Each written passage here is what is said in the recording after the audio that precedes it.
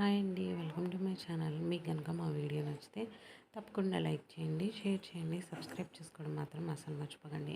ఇంకా బాలు అయితే మీనా వాళ్ళ ఇంటికి వస్తాడు.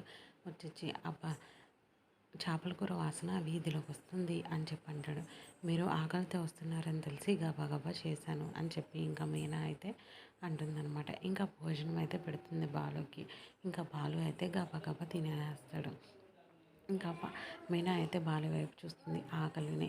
ఇంకా పార్వతమ్మ అయితే అంటుందట, మీరు ఇక్కడికి వస్తున్న విషయం మీ అమ్మగారికి తెలుసా బాబు అని అడుగుతుంది. లేదండి అని చెప్పి బాలు అయితే అంటాడు.